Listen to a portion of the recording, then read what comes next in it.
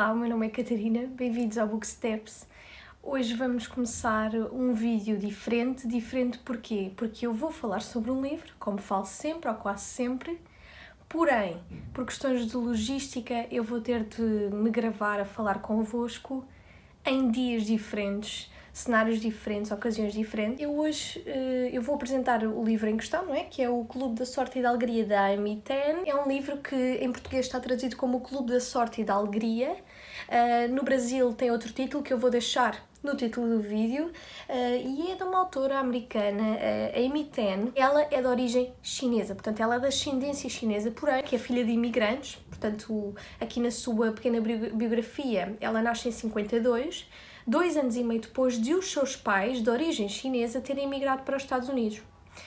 E é muito à volta desta hibridez cultural de filhos de pais chineses que este livro vai, no fundo, tratar, não é? Retratar estas vivências dos filhos dos imigrantes. Qualquer filho de imigrante vai sentir uma dualidade, um choque, mas neste livro a particularidade é que nós não seguimos só uma família. Este livro segue, então, várias famílias. Portanto, 4 famílias. Nós acompanhamos as mães e as filhas. E o que é que junta estas famílias? É o facto de todas elas terem ido para a China, da China para os Estados Unidos, e se terem encontrado em São Francisco, em Califórnia. E nesta cidade, estas mulheres encontram-se porque vivem geograficamente próximas, não é? Mas elas encontram-se essencialmente por procurarem uma estabilidade cultural e emocional num sítio desconhecido. As razões que levaram estas mulheres a sair da China são variadas. A maior parte podemos dizer que foi por causa das invasões japonesas. Aqui as histórias que percebemos que vai desde os relatos desde a década de 20 à década de 50, 60, e de facto as invasões japonesas fizeram com que muitas pessoas chinesas saíssem da China para outros países, nomeadamente os Estados Unidos. Em todos os capítulos temos uma voz narrativa diferente, portanto ou é uma mãe ou uma das filhas, sendo como eu vos disse, temos 4 famílias e há um foco primordial na voz da mulher. Portanto, os homens, quando surgem neste livro, são por via indireta, o seu discurso é por via indireta, digamos assim, portanto, nós estamos sempre com uma voz de uma narradora na primeira pessoa e, portanto, como sabem, sendo na primeira pessoa, é um ponto de vista limitado. Será sempre, não é? Porém, qual é o ponto que eu achei mais interessante agora neste início do livro?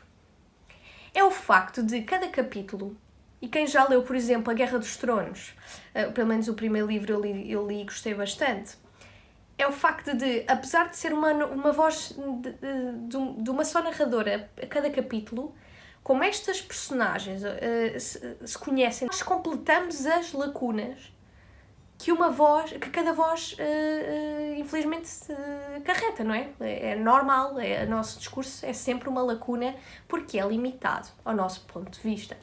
E estas mulheres, as filhas, não são propriamente, não criam laços umas entre as outras, apesar de serem todas elas filhas de chinesas, mulheres chinesas, nem sempre de pais chineses, atenção, não as faz ter particular empatia umas pelas outras, porém as mães fundam, ou pelo menos uma delas funda e depois as outras participam num clube da sorte e da alegria. Neste clube elas jogam aquele jogo que vocês já devem conhecer desde crianças, que é o Mahjong. E elas reúnem-se a jogar este jogo e desde mesmo a apreciar a comida chinesa e a contar histórias. Portanto, em São Francisco, na Califórnia, estas mulheres que vieram da China, já são mães, já têm a sua vida mais ou menos estabilizada, reúnem-se para jogar este jogo e rememorar as vivências de tempos envolvidos, de uma China que ficou para trás. Qual é a parte interessante deste livro? É que, apesar de, como eu vos disse, cada capítulo ser uma voz diferente, nós temos um ênfase de uma história específica, que é da família, que é da primeira família apresentada, que é das Wu. Esta família tem uma peripécia, se é que eu posso dizer peripécia ou tragédia, que é, e isto é-nos logo dito no primeiro capítulo, é que há uma carga emocional enorme com a China porque há familiares, nomeadamente filhas, que ficaram para trás. Este primeiro contacto que eu tive convosco hoje, eu queria vos deixar a ideia do que é este livro, Quero-vos dizer também que, se lerem este livro, estejam atentas e atentos a quem é que está a falar em cada capítulo. Portanto, nós temos aqui, como eu já vos mostrei, uma lista de nomes que são as mães e as filhas, respectivamente, não é? E aí convém saber quem é que está a falar, porque apesar de as experiências até serem similares, não são iguais. Então convém perceber quem é que está a falar. De resto, não é um livro confuso até agora. Estou a adorar, pela leveza e ao mesmo tempo complexidade e peso que existe. Há várias tragédias que ocorrem aqui, vários pesos de identidade, confrontação de cultura híbrida e outros processos de aculturação que eu depois vos venho falar. E por agora é tudo.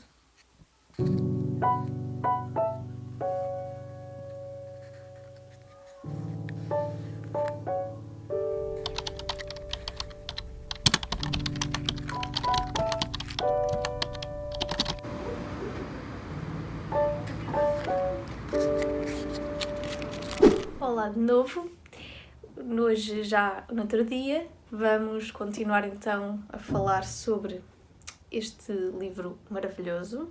Hoje quero falar um pouco mais da estrutura e de algumas temáticas que eu considero relevantes. Primeiro que tudo, queria enfatizar o facto do número 4 ser importante. Nós temos este livro dividido em 4 partes, com 4 famílias, e o jogo do Mahjong implica necessariamente 4 jogadoras diferentes. Quero-vos dizer que o livro é publicado em 1989 e que nos apresentam variadas temáticas, entre as quais a imigração, a aculturação, os conflitos intergeracionais, a maternidade, as expectativas, o passado, a história, a procura de identidade e o sonho americano. Este livro, ao estar dividido em 4 partes, depois cada parte tem subpartes. A primeira parte deste livro se chama-se Penas a 1000 li de distância.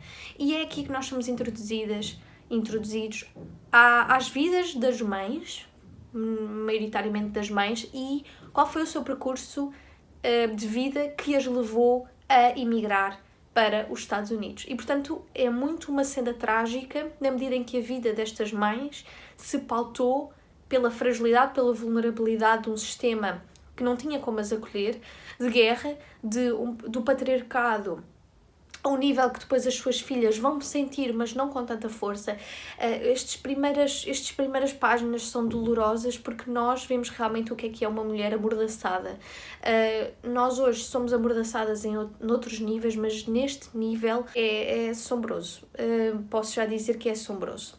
Depois temos a segunda parte, que se chama As 26 Portas do Mal, sendo que As 26 Portas do Mal é também o título de um livro da cultura chinesa que diz respeito, no fundo, o livro proibido, o livro que tem os ensinamentos e as proibições para as crianças. Explica-lhes que o mal está ao virar de cada esquina. E então é muito engraçado porque este aqui já tem a ver com o conflito entre as filhas e as mães, o que é que as separa. Depois temos o terceiro capítulo, que é tradução americana.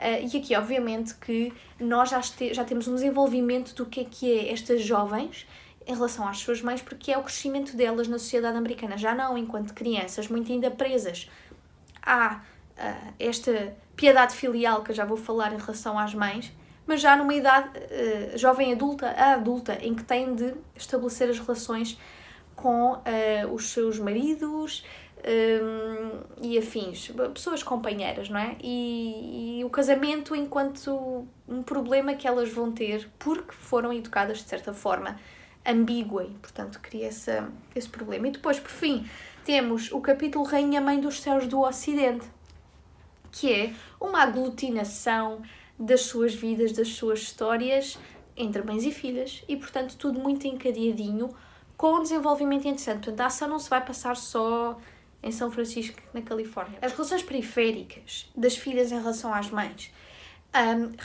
simbolizam um afastamento tanto da cultura como da idade. Não é só a cultura chinesa que faz com que as filhas se sintam distantes das mães, porque as mães não falam bem inglês, porque parecem aliens, como elas dizem, Mas a idade, esta barreira intergeracional também é um problema. Porque muito do que era tradição e costume ficou para trás. E aqui não tem só a ver com a China, tem a ver com, de facto, o conflito geracional que nós já conhecemos. Portanto, isso é uma questão aqui no livro. Há uma incomunicabilidade. E daí, por exemplo, ser interessante que o capítulo 3º se chama Tradução Americana. Há um problema de tradução. Ficar perdido em traduções. É difícil para as mães que não falam inglês saberem expressar em inglês quando não é a língua que se sentem confortáveis, e é difícil para as filhas também articular o facto das mães só querendo falar chinês ou mandarim, não é? Neste caso é mandarim. Estas filhas, que são as mulheres da segunda geração, elas vivem em constante agonia perante a expectativa das mães. E com expectativa vem desilusão. E a parte engraçada é que o jogo do Mahjong, não é? Neste livro, tipo, o jogo que está na base de todas as reuniões entre estas famílias, é o jogo que concretiza num espaço físico a aglutinação das visões periféricas. Portanto, elas sentam-se naquela mesa e, apesar de serem todas mães diferentes, com filhas diferentes, criam ali uns laços de união. E depois vai caber às filhas, mesmo não jogando esse jogo todas juntas, manter essa estabilidade cultural. E depois não é só através do Mahjong ou através do problema da linguagem. Há também outros símbolos interessantes no livro, que são, por exemplo, a comida. Nós temos a comida chinesa como um fator que reúne culturalmente as mães e as filhas. E entre as mães, entre as próprias mães umas com as outras, não é? A jogar o jogo. Mas, ao mesmo tempo, nós temos uma forte presença da gastronomia americana. Tanto que depois há uma viagem à China por uma das personagens e nessa viagem ela acaba também por comer comida americana. E é para mostrar que não dá para fugir desta biculturalidade. Porque não é só a ver com o facto de nós podermos ou não ser filhos de imigrantes, seres híbridos culturalmente. É o facto de nós estarmos num mundo cada vez mais globalizado. E este livro já se passa na década de 80, o presente na década de 80. E aí já estamos a falar de globalização, ou pelo menos os inícios, a base da globalização como nós a conhecemos, não é? Então, obviamente, que independentemente da nossa hibridez ou homogeneidade cultural em relação aos nossos pais, nós vamos sempre ter o que a Natália Correia, que é uma poeta portuguesa, era uma poeta portuguesa, se queixava muito. Ela dizia: eu não sou um ser do mundo, eu sou um ser português, porque a Natália não queria admitir, e eu percebo o que ela está a dizer, nós seremos sempre mais o ser de onde crescemos do resto do mundo. Mas a verdade é que cada vez mais é difícil fugir à nossa ambiguidade cultural. Esta etapa de identificação, de aculturação, que nós sentimos diariamente através da internet, através das viagens que fazemos, dos amigos que conquistamos. E essa parte é interessante porque não há como fugir à hibridez cultural.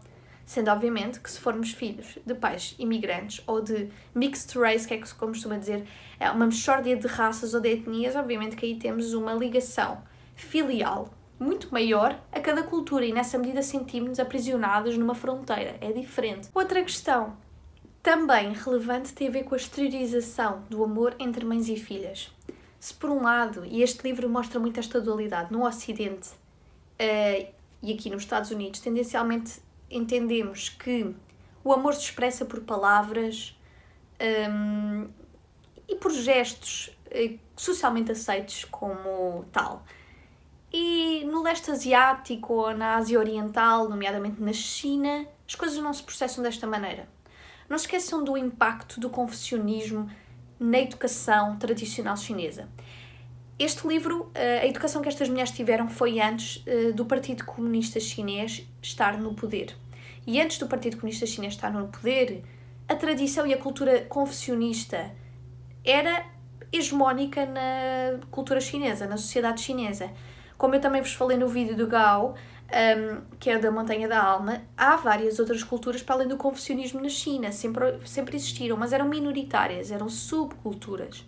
E nessa medida o confucionismo trata de uma questão interessante, que é o facto de o amor entre os pais e filhos ser demonstrado muito por tanto silêncios como palavras, não há essa hegemonia das palavras, essa sobrevalorização das palavras perante os silêncios, e depois por serem atos que visem um objetivo que é a melhor educação no futuro para estas crianças. E, sendo esse o objetivo, obviamente que o amor vai ser concretizado de forma diferente. A execução do ato do amor é completamente distinta de uma concretização ocidental em que o amor se expressa reiteradamente por palavras, por simbolismos culturalmente aceitos. Fui ler, assim, speed reading, não é? Assim, uma leitura rápida de um livro que tem a ver com a cultura da imigração chinesa, especialmente nos Estados Unidos e também sul-coreana, da Angie Chung. E este livro é interessante porque fala muito desta dinâmica relacional e educacional entre as famílias chinesas e as pessoas da segunda geração, dos imigrantes. E há aqui uma realidade interessante que tem a ver com a honestidade. Não se valoriza a honestidade como noutras culturas. Por exemplo, eu cresci numa casa onde se valorizava a honestidade acima de muitas outras coisas. Valorizava-se ser honesta, resolver as questões. No entanto, e neste livro nós temos muito há uma forte presença desta questão, que é a honestidade não ser assim tão valorizada. Se a honestidade simbolizar ou se traduzir numa refutação óbvia da cultura chinesa ou da tradição confucionista educacional, merece levar uma estalada na cara. Foi isso que eu aprendi deste livro. E fiquei não muito admirada, porque sinceramente, se pensarem bem, uma casa muito católica também não permite certas honestidades. Em geral, nós somos muito hipócritas quando dizemos que somos todos muito honestos e honestas. Não é bem assim. Sabemos que quando do nosso crescimento e a nossa infância é pautada por muita hipocrisia por parte de quem nos educa, especialmente nas questões da honestidade.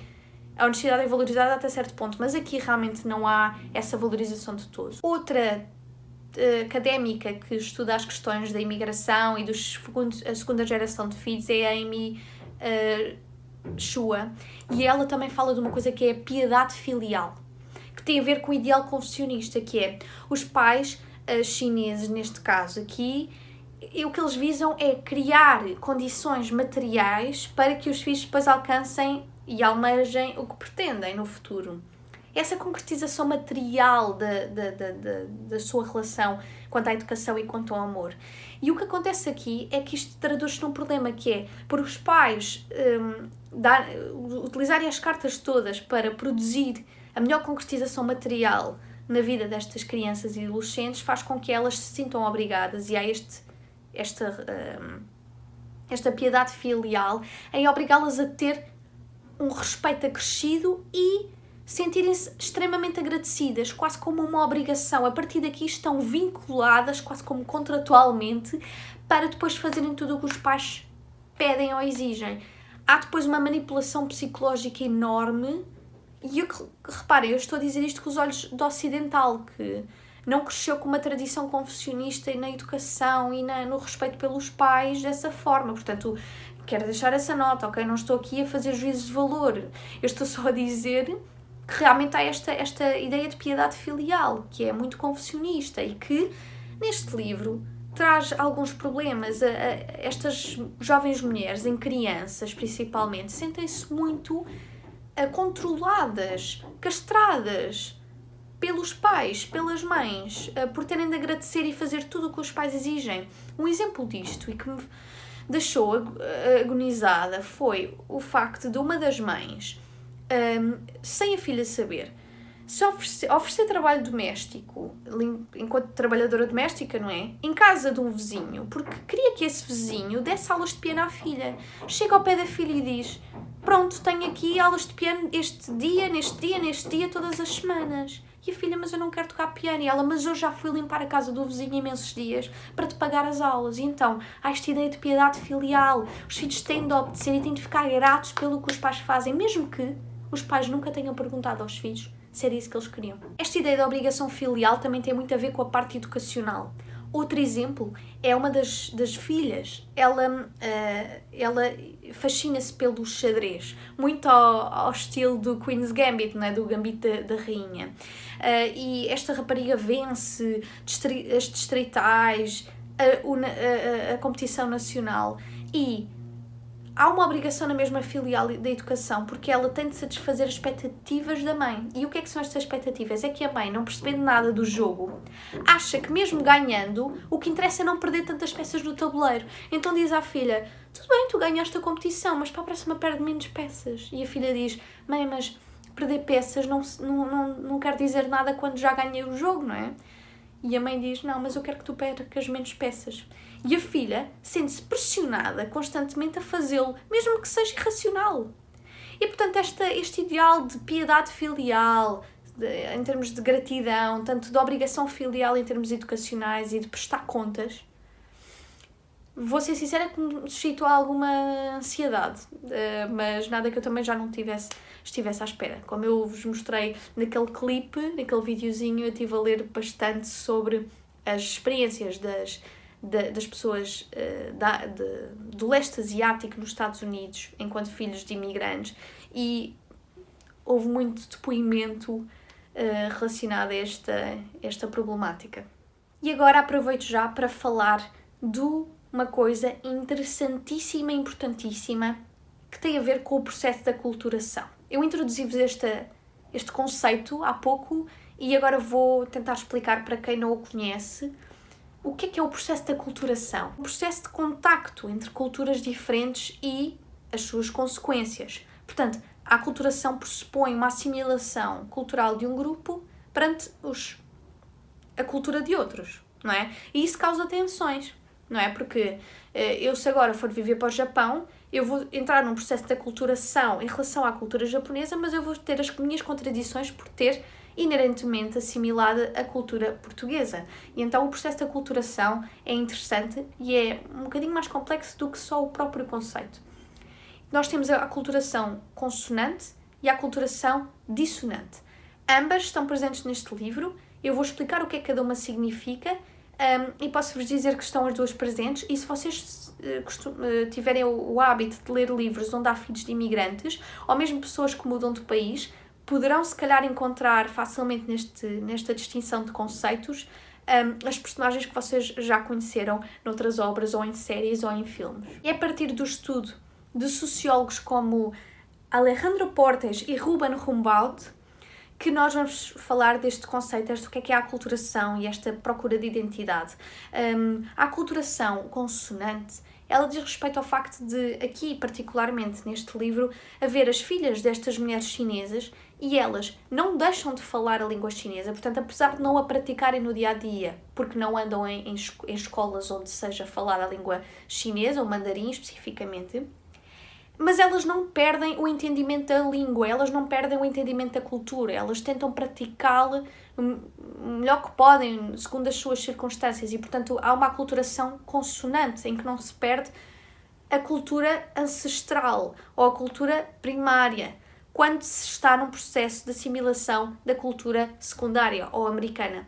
E não esquecer que quando eu digo primária e secundária, tem só a ver com o facto de a ancestralidade e a cultura chinesa serem muito fortes na vida das crianças e das jovens adolescentes, mas na verdade elas nascem nos Estados Unidos e elas podem ser consideradas americanas, só que a verdade é que esta identidade cultural é tão forte, como eu digo, tão rigorosa, que quase se considera como uma cultura primária e uma secundária, mas na verdade não tem necessariamente a ser assim. E porquê que não tem de ser assim?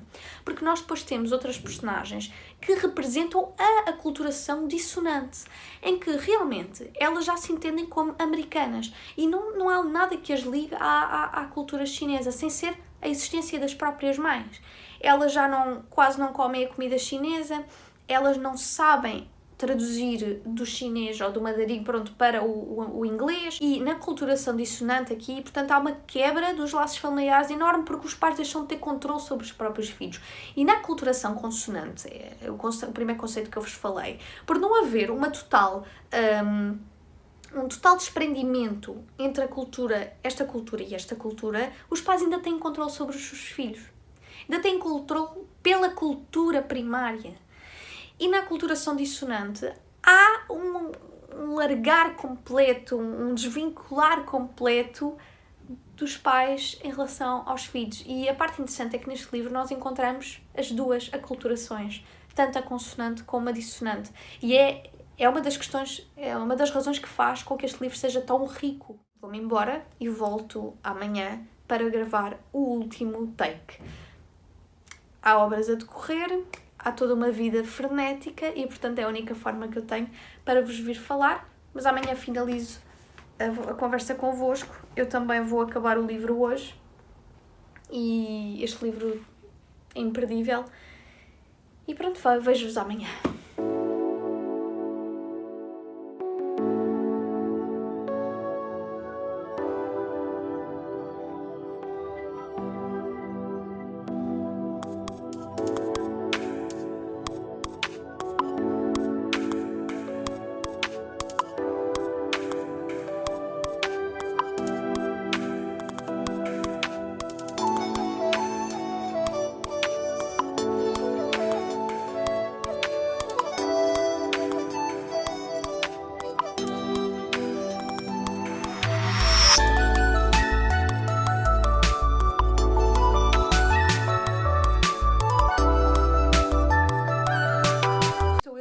Para vos falar, assim, arranjei um tempinho muito curto. Bom, há uma particularidade que este livro tem, muito interessante, que tem a ver com os casais e como é que os relacionamentos anteriores das mães impactaram os relacionamentos das filhas. Há um episódio aqui no livro interessantíssimo, há vários aliás, que tem a ver quando as filhas apresentam os seus namorados ou maridos às mães e normalmente não são chineses, não é? E então, ao contrário das suas mães que eram casadas à força, com filhos amigos de família ou bons pretendentes, as filhas têm uma liberdade de escolha maior, só que essa liberdade é um pouco ou tanto paradoxal. Isto porque elas acabam sempre por não conseguir amar os seus maridos como queriam, porque assim que apresentam os seus maridos às mães, há logo um deslocamento, uma deslocação desse amor para uma expectativa e uma desilusão. Inclusive, há um símbolo neste livro interessantíssimo que tem a ver com uma das histórias, que é, tinha então um vaso que é construído por um marido de uma das filhas, da Lena, e esse marido constrói um vaso, constrói uma mesa e coloca o vaso na sua casa, não é, com a sua mulher Lena, e esse vaso está sempre instável, numa mesa instável, e quando a Lena finalmente leva a sua mãe lá à casa para conhecer o espaço, para conhecer no fundo o seio matrimonial e familiar novo dela, a mãe, desde o início, que repara que aquela relação entre a Lena e o seu marido, o Harold, é perclitante e que não vai correr bem, e esse vaso acaba por cair e partir-se. E a mãe diz, não fui eu. Como para dizer, isto já estava predestinado. Vês quando eu te disse que o destino está sempre à tua porta e tu tens de fazer para merecer um bom destino. Enfim, estas questões todas interessantes. E há também uma expectativa enorme e, consequentemente, uma pressão ainda maior sobre os casamentos das filhas, porque as mães, elas nunca aprovam estes homens e isso traz alguns problemas. Nós temos exemplos aqui no livro interessantíssimos que são, nomeadamente, como é que é uma rejeição indireta, uma rejeição não por palavras, mas por silêncios. E portanto, as filhas sofrem bastante porque elas ficam num lugar intermédio de aceitação. Elas têm de se casar, porque se andarem solteiras a vida inteira também não parece boa ideia, mas ao mesmo tempo os maridos nunca são bons o suficiente. E há um choque, uma quebra cultural que depois é difícil de apagar. E se algo que este livro trata é da cultura dominante e da cultura dominada, da castração. Então, nós pensamos que a ancestralidade destas filhas, ela magoa-as. Porquê? Porque elas não se querem vincular a uma contratualidade da ancestralidade cultural chinesa. Elas querem ser, tudo bem, chinesas, mas no mundo americano. E então temos aqui muita ideia do sonho americano. Aliás, logo no início do livro, há uma introdução ao livro que é uma história de um ganso ou de um pato que se transforma em cisne quando estica muito o pescoço, quando chega à América. Estas alusões, estas metáforas que estão patentes na obra. O que é que acontece aqui com o sonho americano? É que o sonho americano também é castrador. Porquê? Porque nós estamos a falar de um sonho americano que se concretiza pela liberdade individual e pela procura infinita de oportunidades e expectativas. E sabemos que a mulher na sociedade não tem essa vontade, tanto económica como social e cultural, para seguir esse sonho americano. Não é verdade, muito menos na década de 80 nos Estados Unidos. Então, por mais que as mães falem do sonho americano para as filhas, elas também sabem que está ao descoberto de toda a gente que isso é uma irrealidade, que é ilusório. E então nós falamos aqui muito de uma ideia de alienação. E a alienação tanto no sentido amplo como aquele previsto pelo Karl Marx. Eu não vou estender e até vou sintetizar e se calhar até ser um bocadinho pobre e simplista na maneira como eu vou dizer isto, mas para não nos estendermos muito, esta ideia de alienação, como por exemplo os trabalhadores e as trabalhadoras, elas trabalham, as pessoas trabalham para produzir algo e não sabem bem o que é que estão a produzir, ou seja, estão a produzir uma coisa específica que depois vai ser incorporada num contexto de produto e elas não só não sabem bem o que é que estão a produzir como objeto final, mas elas não vão utilizar. As pessoas não vão utilizar esse objeto final na maior parte das vezes. Então são trabalhadores alienados da sua força de trabalho, não detêm os meios de produção, nem o seu material com que trabalham. É tudo de outra pessoa, é tudo do patrão ou da empresa. E o problema disto, e é o que a Alison Jagger vai falar, que é nós temos de introduzir o trabalho doméstico nesta ideia de alienação do trabalho, do trabalhador em relação ao seu trabalho. Porquê? Porque estas mulheres neste livro sofrem de uma alienação enorme pelo trabalho doméstico, por tentarem ser uma alienação primeiro enquanto mulheres. O seu corpo é um objeto, é um produto transacionável, que se vende, que se compra, e o trabalho que elas têm também no ativo, enquanto contribuidoras para a vida familiar, e depois o trabalho doméstico não é contabilizado. Depois nós ainda temos uma outra forma de alienação que tem a ver com a maternidade, ter filhos enquanto um produto, porque primeiro deixa-se de ver a maternidade como uma relação materna, para se passar a ver a maternidade como uma relação de proteção. E eu digo isto porquê? Porque neste livro também temos visível esta ideia, que é as mães são extremamente protetoras a um nível em que extravasam a sua maternidade para passar a ser quase polícias.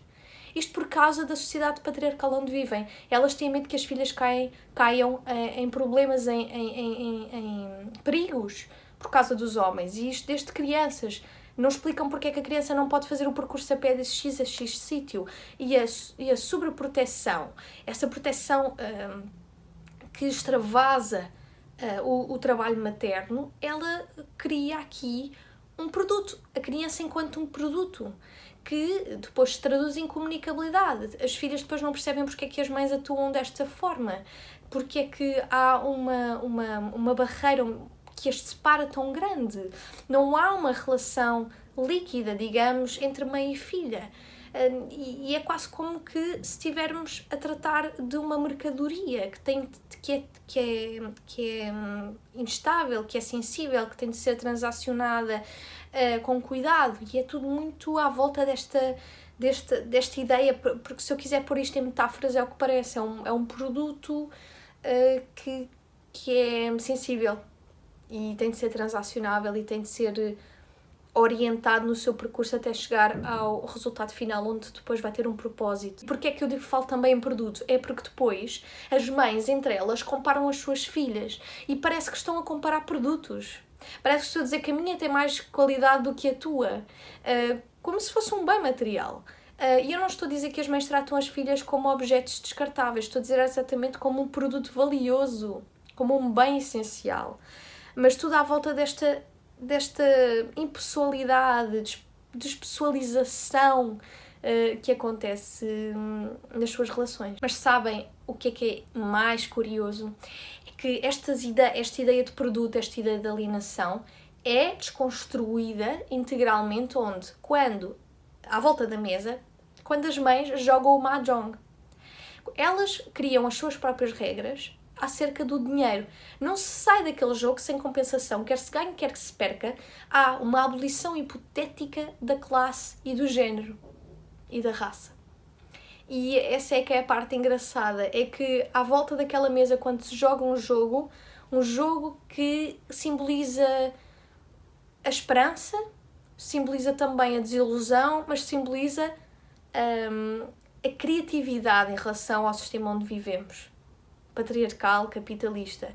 E quando elas se sentam e jogam mahjong, elas dizem: pois muito bem, agora somos nós que fazemos as regras. Espero que tenham gostado deste vídeo, peço desculpa por toda esta situação. Se gostaram do formato, também digam-me.